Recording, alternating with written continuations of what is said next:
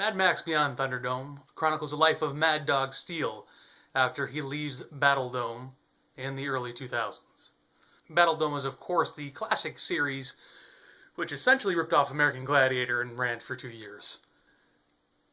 It's got dome in it and mad. Let's start the review.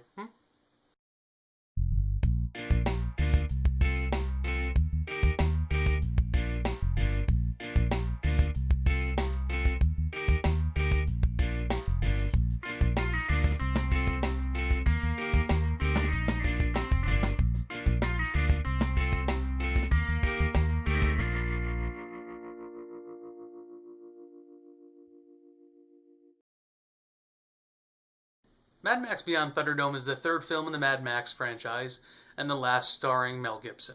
Besides Gibson, George Miller also returns. George Miller directed the first 2 Mad Max films, and this time he co-directs the movie with George Ogilvie. It opens with Mad Max riding through the desert on his car, which is being towed by camels. He's knocked off by a plane piloted by Jedediah and his son. Jedediah then jumps out of the plane and steals the car and the camels. Jedediah is played by Bruce Spence, who played the gyro captain in The Road Warrior. That's right, it's the same actor playing pilots in 2 movies in the same franchise, but are actually different characters. That's not confusing at all. Max then wanders into Bartertown searching for his car and camels. When in Bartertown, Max is hired by Auntie Entity, played by Tina Turner, to kill Master Blaster. Or at least half of Master Blaster. Master Blaster is probably the best character in the movie.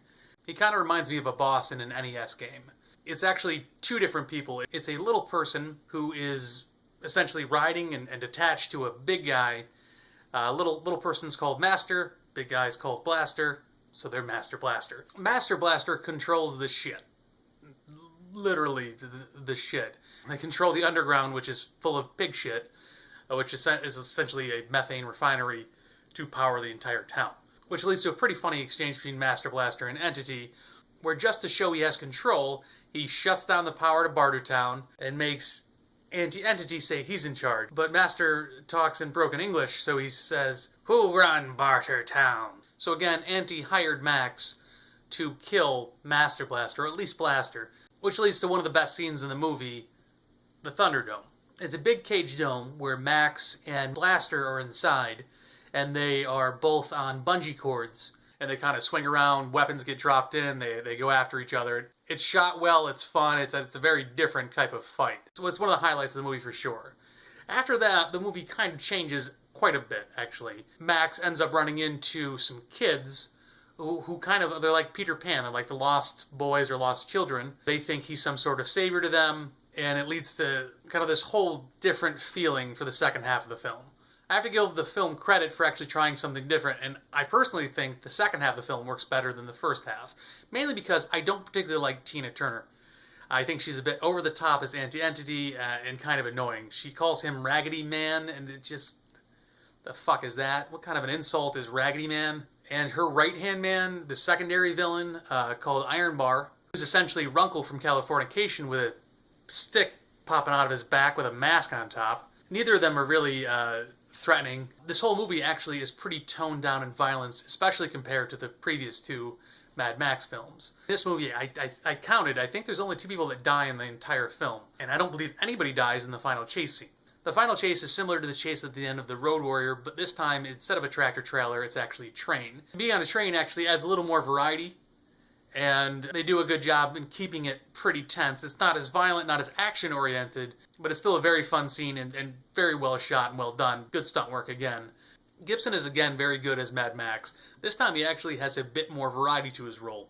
He starts out stoic, kind of like he has in The Road Warrior, where he doesn't really say much, kind of keeps to himself, just wants to get his shit. But he also has more fighting, more hand-to-hand combat in this movie, especially in the Thunderdome, which is pretty cool. Then he has the interaction with the kids, which is like a different side to his character that you don't really see. It's hinted at a little bit with the feral kid in The Road Warrior, but not delved into as much as it is in this movie. The soundtrack to the movie is a bit of a weak point. The score itself, especially in Bartertown, I didn't particularly like it. It's kind of hokey sounding. I kind of get what they were going for. They used a lot of like metal sounds to it. And because it's kind of like an industrial looking town, it it made some sense for that kind of tone, I guess, or the feel. But it comes off a bit cheesy. And the worst part is the opening credits start out with, instead of just the score, a Tina Turner song, One for the Living, which it doesn't really matter what Tina Turner song you use. It's not going to be fitting for a post-apocalyptic world. It does not set the tone very well at all, and actually it's a very cheesy song anyway, so it's probably the low point of the entire movie. So overall, this is a good movie. It's not as good as The Road Warrior or even Mad Max, but it's still a solid action movie. It's got some interesting characters, namely Master Blaster. The whole relationship with the kids is done very well. The fight in Thunderdome is really cool, and it's a nice chase with a bit of variety at the end of the movie with the train. It is held back a bit with Tina Turner's over-the-top performance and no real feeling of danger in the movie. The violence is so toned down that you don't really feel like anything's going to happen. This movie is rated B-.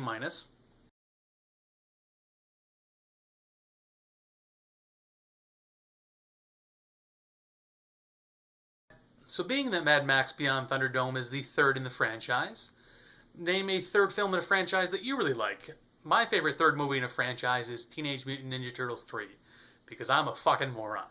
My favorite third movie in a franchise is The Dark Knight Rises. Some people seem to give that one a bad rap. I don't quite get it. Bane is awesome in the movie. It's got a really kind of epic feel to it, and it ties the trilogy together better than I thought it really could have been. So again, what's your favorite third movie in a franchise? Make your mark below in the comment section. Please like, share, and subscribe.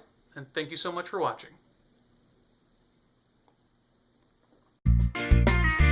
So I do have a new easy way for you to get to my reviews. Instead of having to search for it on YouTube, you can just type into your browser, markmywords.reviews. Again, that's markmywords.reviews. And that'll go straight to my channel. So please share that. Like now. Why haven't you shared it yet, dude? God, what the fuck?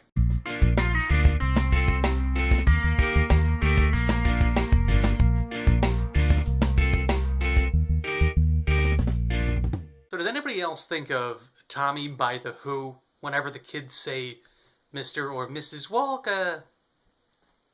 No? It's a boy. You ever look up that track? They're like, it's Mrs. Walker, it's a boy. Yeah, sounds like what they're saying.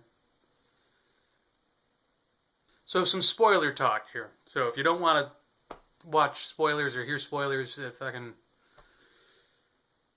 put the video on mute. Keep watching, but put the video on mute. Alright.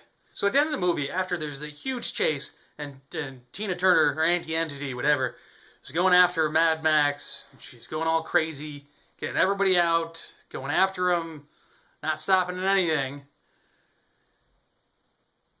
She goes up to him and says something like, aren't we a pair, Raggedy Man? And by the way, every time she says Raggedy Man, I just want to slap her in the fucking face. But anyway, she calls him Raggedy Man, and just walks away. So you spent all this time like, I'm going to get you, and then you're like, hey, I kind of respect you because you fucked me over.